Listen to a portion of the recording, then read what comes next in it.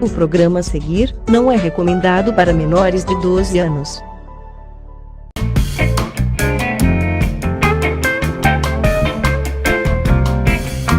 Oferecimento Giasse, pequenos preços, grandes amigos.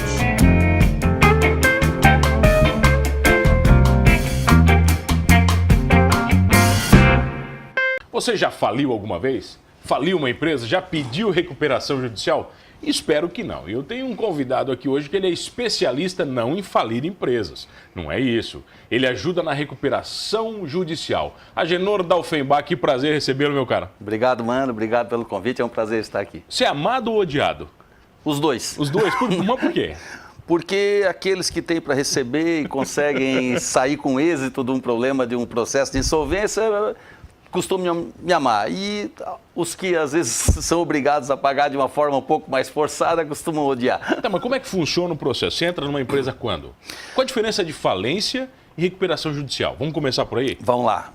A recuperação judicial é a empresa que se encontra em dificuldade, seja por razões, às vezes, da economia, seja por razões de gestão, concorrentes chineses, são diversas as razões, e não consegue cumprir seus compromissos financeiramente, se socorre da recuperação judicial. Ou seja, diz ao juiz que não quer falir e apresenta documentos e então o juiz concede a ela um prazo para que ela apresente um plano de recuperação.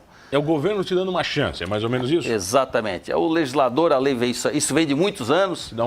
Dá um ar, vou dar um gás. E esse plano de recuperação é apresentado pela empresa e os credores, em resumo, se reúnem para dizer se concordam com ele ou se modificam e votam essa forma da empresa voltar a falar, voltar a funcionar, né? Em regra, o que tem no plano? Desconto nas dívidas, redução de juros, extensão de prazo, carência, ou seja, a empresa reescalona todos os seus débitos, à exceção dos fiscais, e dali em diante tenta se reorganizar. O governo não. Não entra na fila, não entra na fila. O governo é primeiro. O governo primeiro, o governo fica fora dessa fila. Tá, eu imagino que o primeiro argumento que você usa para um credor, eu imagino, você me disse, é o seguinte, você prefere receber em 100 vezes ou não receber? É mais ou menos isso que você fala pro cara? Exatamente. O credor, a empresa faz essa proposta, se ou receber em 100 vezes ou não receber nada, ou o credor também tem a possibilidade de visualizar isso quando a empresa apresenta o plano de recuperação, obrigatoriamente ela tem que trazer a avaliação do seu patrimônio. Então o credor naquele momento ele diz assim, olha, tem isso de patrimônio e tem isso de dívida. E ele sabe que o lugar da fila que ele está, trabalhadores, depois credores de garantia real, depois o fisco e depois a grande maioria que chamamos de credores quirografáticos.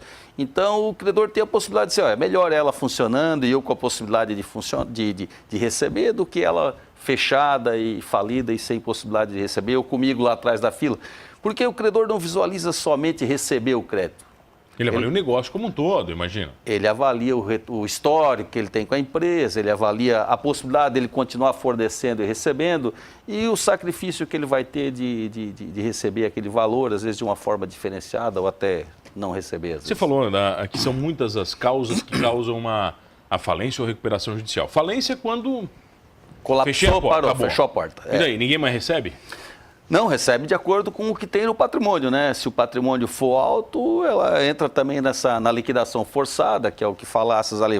Vamos vender o que a empresa tem de bens, carros, imóveis, galpões, e colocar esse dinheiro no processo, e lá a gente organiza em paralelo o que ela deve, e ela paga seus débitos numa escala também, trabalhadores, depois determinados credores com garantia real e fisco. Uma coisa é eu ter uma empresa e falar que eu fali. Sim. Que eu posso, e é normal, poxa, a empresa está falida. Mas outra coisa é você falir de acordo com a lei, é isso? Sim.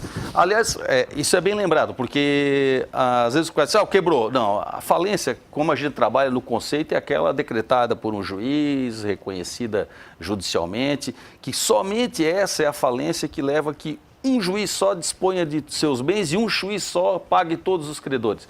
Porque quando a pessoa simplesmente para, ele pode perder o seu bem, de repente, para um credor trabalhista, para um credor do fisco, para um credor... Cada um pode processar de uma maneira, é isso? Cada credor pode buscar a justiça individualmente. E a falência os organiza num lugar só, numa que chama de execução concursal, né, execução coletiva. Todos os credores vão estar num lugar só. Então, a lei busca também organizar isso, para não ficar uma bagunça de primeiro, quem não é uma corrida de cavalo, quem chega primeiro leva, né? Tem que ter um critério. Como é que funciona, como é que fica na história toda o orgulho do dono da empresa? Esse é um problema grande e 90% das recuperações judiciais que eu ouço, sem exceção, o dono diz, entrei muito tarde. Porque ele olha para trás, vê quantas crises ele já venceu, de plano Bresser, plano Collor e etc., tudo que é plano que a gente já teve, e ele posterga muito a recuperação judicial. Ele poderia ter começado mais cedo, eles falam? 90% das vezes. Em relação à falência, eu tenho um caso agora em andamento, que é uma empresa de terceira geração, uma SA de capital aberto, que já está há 12 meses fechada. E o dono tentou agora, por último, um novo plano de a recuperação, ele estava tentando, que ele não conseguiu cumprir o primeiro plano aprovado, e tentava, inclusive, dividir a empresa, e é de extrema dificuldade, porque o orgulho dele diz o quê? Pô, a empresa fundada pelo meu pai, eu já sou segunda geração. Estou destruindo tudo. Estou destruindo tudo. É uma grande empresa em Joinville. Então, assim, realmente para a gente, mano, isso aí que tu falas é importante, porque eu sempre digo só, olha, respeito ao empresário, o cara chegou numa crise, é velhaco sem vergonha? Não, peraí, olha para trás aí. Empresa, tem os velhacos sem vergonha. Tem um monte, eu imagino. Tem. Alguns, inclusive, que a gente, agora pouco antes de vir aqui para o estúdio, eu estava estudando um caso aí de Florianópolis, que nós trabalhamos, a empresa tem bens do Pará até no Rio Grande do Sul e já está com indícios de que foi parabéns em nome de terceiro, desse funcionário, ou seja, tem que buscar. E tem empresários bem intencionados, viu, mano, que diz assim, olha, a falência e a recuperação judicial são instrumentos jurídicos que deveriam, né, ao menos ser usados com consciência, com uma coisa que... Como uma ferramenta. Uma ferramenta. Então, assim, nós temos a falência aqui em Criciúma que o empresário disse, não dá mais, pediu a autofalência, ele mesmo pediu a falência, e eu, quando me acompanhou no dia que fui ver a empresa, até a bobina da máquina de somar estava lá ainda. Ele me ajudou a conhecer documentos, me ajudou a conhecer maquinários, me ajudou a avaliar, fez Mas tem cara que não ajuda, imagina. Não, tem cara que some com tudo que pode antes e atrapalha a nossa vida o que puder. Como se na parte do odiado, às vezes ele te vê como um braço da justiça lá, a pessoa que está dilapidando e está jogando barato. Mas eu imagino que no decorrer do processo, até mesmo esses empresários mais reticentes te entendam como alguém que está ajudando depois, ou não? No meio, sabe, na hora que está andando o negócio, não, o Agenor veio aqui para ajudar, pô. Na verdade, como falaste, entre os amados e odiados, os amados são os que veem o seu crédito organizado, com possibilidade de receber, ainda que no mundo inteiro a falência é um processo longo, vem dessa forma. E o falido também, a empresa, quando ela olha para trás, diz assim, não, acho que foi melhor, porque assim, hoje está se entendendo, inclusive, mano, que a empresa, quando fecha por uma falência, juridicamente, chama assim, ela fechou por um meio legal. Não é um abandono da empresa. Isso aí tem efeitos também para o empresário. Positivos, imagina. Positivos, porque ele deixa de receber sucessões para a pessoa do patrimônio dele, ou seja, ele entregou, como o judiciário entende, que ele entregou esse problema ao judiciário com as mãos limpas. O problema é que, quando se fala falência, a gente cheira fraude, né? É uma palavra-prima da fraude. O cara já pensa, o cara desviou alguma coisa, ficou com alguma coisa. Tem alguma treta no meio desse processo. Tem alguma treta, exato.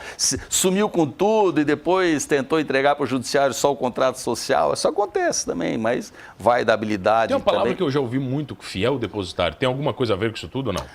Não. Essa palavra é bonita também, É bonita. É bonita, mas é coisa ruim, né? É bonita e ela é famosa porque até alguns anos atrás ela dava cadeia se tu não cumprisse. O fiel depositário judicial que não apresentasse o bem ia para a cadeia. Assim como outros tipos de penas foram relativizadas. Hoje não dá mais. Mas, por exemplo, para o empresário ser preso no Brasil é fácil ou não? Eu tive o meu professor Guido Feuser, que é procurador de justiça, me deu aula há anos atrás do curso de administração, e disse assim, Agenor, para o empresário preso ele tem que ser ruim, muito ruim, reincidente e não ter advogado.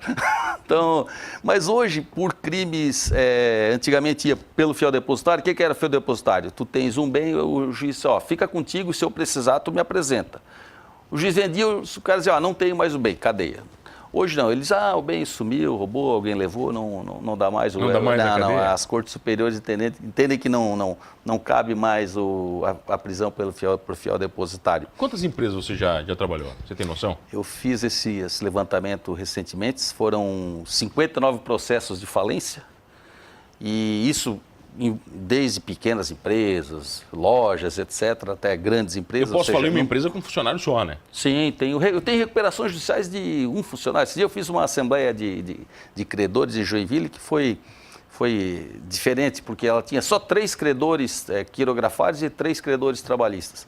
Ou seja, se viessem todos os credores à assembleia, seríamos em 6, mas só veio um credor trabalhista e 2 bancos, fizemos em 3. Tranquilo, assim? Tranquilo, eu fiz tudo em planilha de Excel. Mas como é que é o processo? Como é que é o processo, esse processo de bate-papo com os credores? Eu imagino que não seja tão tranquilo quanto você está falando comigo aqui. Na verdade, quando a empresa tem um critério matemático definido na lei para aprovar. Então, ela sabe qual é a importância de um grande credor, de um pequeno credor, e tem critérios de valor do crédito com o número de credores. Então, obviamente que a empresa já tem que visualizar antes do dia da Assembleia quem que é simpático à tese dela ou não. Um jogo político. É um jogo político, é um jogo de negociação. Em regra, a Assembleia de Credores, onde se vai discutir esse plano que a empresa apresenta, é um ambiente que já chega meio pronto na discussão. Lá não é o local oficial de discussão. Entendi. Porque os planos são complexos. Normalmente as empresas trabalham aí passivos de 50, 70, 150 milhões. Então não é o lugar para sentar e discutir a relação. É um lugar para fazer só o ajuste fino. O ajuste grosso já tem que vir de fora. Então é normal, inclusive, hoje que as empresas cheguem nas assembleias, vejam quem são os credores, peçam uma suspensão para discutir com eles dali em diante, que aí eles sabem que o relógio está correndo e tem que fazer. A grande dificuldade hoje são bancos públicos, em especial Caixa Econômica, Banco do Brasil, porque... Para negociar? Para negociar, porque são bancos que têm regras muito engessadas e etc., enquanto que os privados já estão mais adiantados. Então, a Assembleia costuma ser um ambiente tranquilo. Você já viu briga? Não tive briga, mas eu tive uma Assembleia aqui na região que foi extremamente agitada, porque ela tinha diversos credores que eram credores da área rural, plantadores. E realmente é difícil tu dizer para um cara que botou uma safra inteira plantando, colhendo, que era a produção dele, ou a produção, ou a grande parte da produção dele do ano, numa recuperação, numa falência, né? E lá o ambiente foi eu não tinha nenhuma expectativa de ser tensa, mas ela foi extremamente tensa. Teve credores que vieram do Mato Grosso, credores que vieram do Paraná, e foi mais tensa. Mas, em regra, discussão, assim não. O ambiente normalmente vem com advogados. E eu tive agora, semana passada, também uma um pouquinho agitada, porque é uma empresa prestadora de serviços públicos e tinha muito credor trabalhista, que é outro, imagina o cara que está ali na BR com a enxada, chapéu de palha, não receber a rescisão nem o salário, e em 2 assembleias os caras suspenderem, e eles não têm argumento que tu fala para uma pessoa dessa que ele tem que esperar. Até porque o salário faz diferença na vida dele. Totalmente. Assim, eu digo que em relação a isso, eu lamento a situação desses credores aí, é uma situação bem difícil. Fácil é fazer esse programa. Faz o seguinte, fica comigo, eu já volto aqui. Você é administrador? Eu sou administrador de empresas e advogado. É advogado? É. Agenor da Offenbach, o mestre das falências.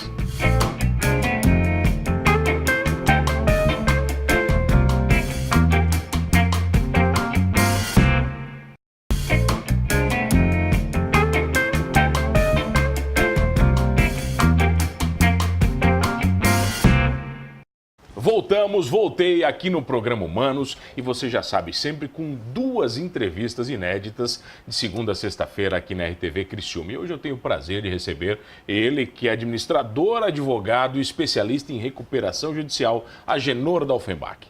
Tá vendo, me diz uma coisa, como é que você chega na empresa? É o juiz que manda? O juiz que dá um canetaço? O Agenor que vai lá? Exatamente. A lei diz que para ser administrador de empresas basta que tenha formação em direito, ou administração, ou a economia, ou contabilidade, ou tem a pessoa jurídica especializada. Eu comecei no judiciário como perito judicial e havia os processos de falência e recuperação, eu acabei me aproximando deles e quando veio a lei nova, me especializei, tem uma empresa especializada que tem advogados, contadores, administradores, engenheiros e o juiz escolhe livremente quem ele quer, certo? Não tem uma fila, não, o juiz escolhe. Alguns já estão adotando a fila, só que há muito tempo atrás, há 10 anos atrás, eu estive num congresso e a fila é o que é feito, por exemplo, em países europeus como a Alemanha, mas eles também reclamam que eventualmente cai um processo complexo com um profissional novo, experiente, e isso aí frustra a expectativa dos credores, do judiciário, do próprio juiz para resolver o processo. Então, no Brasil, a verdade é que a liberalidade do juiz escolher quem ele quer. Tá, mas uma coisa, você é cheio de dar pitaco nas empresas dos outros. Como é que você, o Agenor, como administrador, você se cobra mais? Sim. A minha empresa são, além do meu irmão que é engenheiro, mas não faz expediente lá, são mais 9 mulheres, advogadas, contadoras, administradores. Eu tenho um escritório em Joinville também. E 9 mulheres trabalhando juntas? Tudo junto. Imagina a explosão que isso é bom, mas todas bem centradas, vai tranquilo. Mas eu, assim, tenho por hábito fazer reuniões semanais, saber o que está na pauta de cada setor e de cada profissional e de dar feedback desses andamentos. Me perguntavas antes do número de processos, eu trabalhei já em 59 falências e 39 recuperações judiciais, das quais 12 já estão finalizadas. Tá, mas Agenor, quando eu sou credor de uma empresa, significa que eu vou receber ou não? Ou posso nunca receber? Numa falência pode nunca receber. Mas numa recuperação judicial? Numa recuperação judicial, normalmente há condições de pagamento. Então, assim, nós temos, hoje está virando moda, planos extremamente severos, como 80% de desconto e 20 anos para receber com a LTR, ou seja, e mais 2 de carência. Tá, o sujeito tinha 10 mil reais, vai receber 2 mil em 10 anos, a 100 reais por mês. Isso não é nem receber, né? Então, aí é que está. Essa é a conta que os credores disseram, como falasse antes.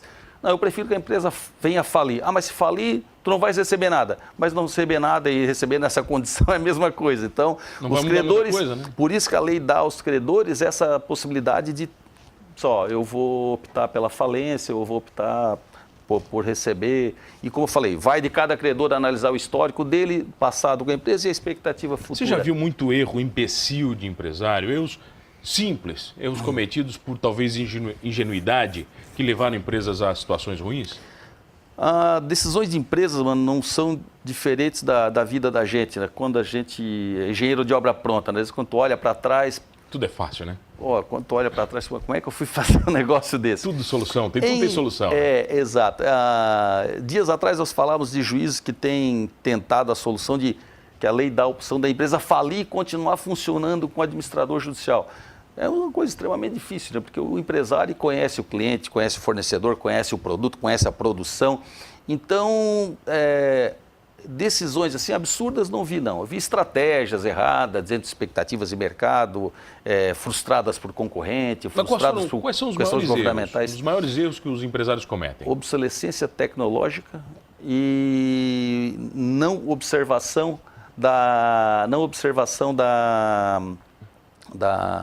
às vezes, de custos, principalmente de administração.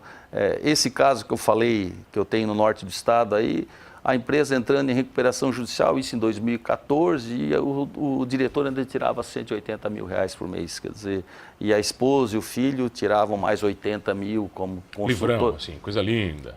Então, assim, quando há inversão da pirâmide, assim, o empresário entra numa zona de conforto, a empresa tem um histórico e ele começa a achar que o mercado precisa mais da empresa do que a empresa do mercado. Então, há algumas inversões, assim, como tu falasse, de orgulho mesmo, que não são vistas a tempo. Mas eu posso dizer que eu não aceito como credor a recuperação judicial ou não? Pode, e alguns credores fazem. Aí entra nessa equação matemática de dizer, a empresa tem que aprovar, dentro dos credores trabalhistas, eles somam votos por cabeça. Ou seja, se o cara tiver R$1 ou tiver 100 mil reais, é um voto. Nos credores da segunda classe, eles votam por cabeça. É meio justo isso também?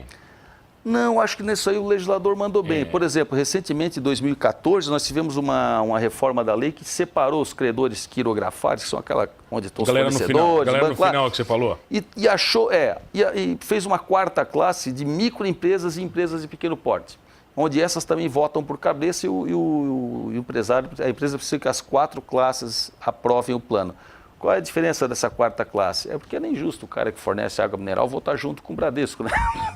Ter a mesma qualidade de competição de voto. Porque, obviamente, que ele vai ter sempre um crédito menor, o cara que fornece refeição, o cara que, sei lá, que aluga van para transportar... Sim, aquele dinheiro faz falta para ele, né? Totalmente. Ele é um credor diferenciado. Então, a lei tem tratado de equacionar isso também e diminuir a perda dos menores. Tá, eu posso ter 10 empresas e uma só abrir falência?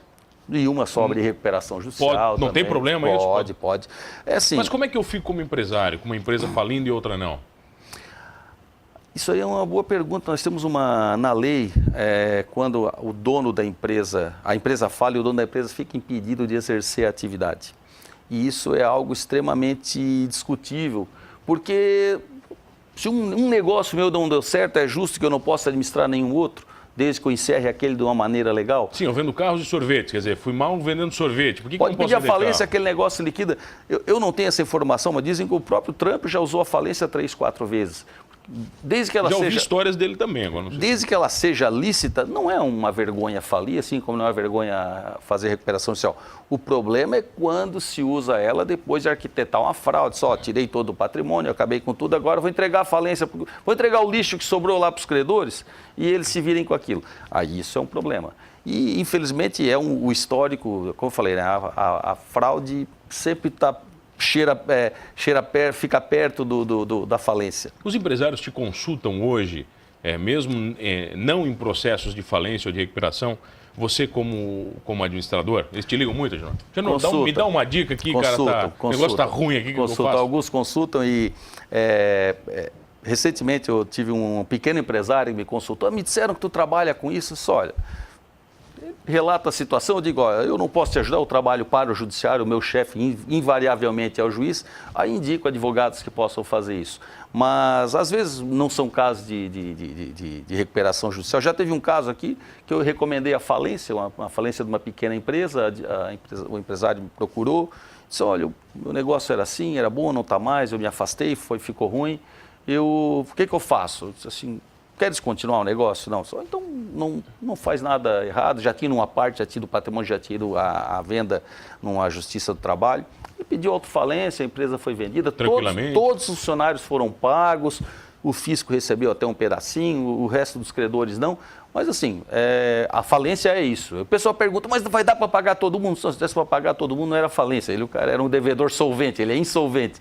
Mas o que não pode, eu penso assim, o que não pode é jogar tudo para cima e abandonar, porque daí fica tranquilo. Empresas familiares, na nossa região nós temos muitos casos de empresas familiares. No estado todo. Embora já com governança corporativa instalada, etc., as empresas familiares ainda são problemáticas? São maiorias. Ainda são problemáticas. Mas por quê, Genor? Porque o empresário cria a empresa... Porque é aquela história de vô rico, pai nobre, filho pobre? Pai rico, filho nobre, neto pobre. Mais ou menos exato. Isso. Tem diversos casos. O empresário cria um negócio, conhece o mercado e ele custa a delegar aquilo ali. E ele deseja sempre ser consultado. Então, recentemente eu tenho um grupo de empresas em recuperação judicial e eu vi que o proprietário ainda manda, desmanda, faz, desfaz. Eu fui saber, ele tinha um conselho de administração instalado. Mas para que isso aí? Eu vejo que não tem conselheiro nenhum aqui dentro. Assim, ele cresceu. Ele era o conselho? Não, ele na verdade é o gestor, faz tudo, mas assim, ele tinha um conselho instalado. Teoricamente, as decisões da empresa deveriam ter sido tomadas por um conselho, com um planejamento estratégico. Na prática, aquilo tudo existia para nada. Ele só gastou dinheiro com aquilo, porque ele continua gastando e mandando do jeito que dá. A empresa, inclusive, passa por sérias dificuldades. Mas isso não é normal, Genor? Dos empresários não quererem soltar a rédea do negócio? É normal e cultural, né? Porque nós temos a grande formação de empresas E o norte do estado não é diferente, as empresas que eu trabalho lá também, tu pega os folders de fundação, o cara começou com uma fábrica de vela, outro começou com uma ferraria, e são grandes empresas lá com 800 funcionários, com 1.000 funcionários, mas ainda tem o nome, a empresa está lá com 80, 50 anos e ainda tem um nome do fundador na cabeça deles. Então, assim, é difícil fazer eu acho que é do ser humano dizer assim, eu conheço isso aqui, eu montei e vou delegar. E algumas que, inclusive, têm sociedades anônimas, ou seja, tem conselhos, administração e tudo, seguem ainda o rumo do dono. O que a gente tem que seguir rumo é esse programa que acabou, meu caro. Já? Já acabou, olha. Tá Eu falo o ótimo. seguinte, geralmente quando vem um profissional aqui, eu peço para ele deixar um contato para as pessoas se precisarem dele. Eu espero que ninguém precise de você. Exato. Os juízes. Não, eu Meus clientes quero são que você fique juízes. sem trabalho, pô. Quanto mais trabalho você tiver, Mas pior. eu digo que eu sou igual bombeiro, eu tô onde tem fogo, mas não fui eu que coloquei. Não foi tu? Não De fui novo, eu. prazer te receber. Mano, Prazer. obrigado. Muito bom sempre o papo. Né? Disponha sempre. Tem muito mais projetos para vir nesse ano ainda aqui na região? Esse ano reduziu muita empresa 50% aí o número de recuperações judiciais. Isso é bom. Não, nós temos serviço ainda de cargas antigas, é bom que dê uma desacelerada aí, mas estou feliz que a economia está recuperando. Feliz estou eu com essa entrevista. Ótimo. Obrigado, contigo. meu caro. Obrigado. Espero que você tenha gostado e você já sabe, todas as noites aqui comigo, 2 entrevistas inéditas na RTV Criciúma. Se perdeu essa entrevista, faz o seguinte, acessa Humanos Talk Show lá no YouTube, que vai estar na íntegra. E não esqueça de uma coisa, administrando bem a sua empresa ou não, somos todos humanos.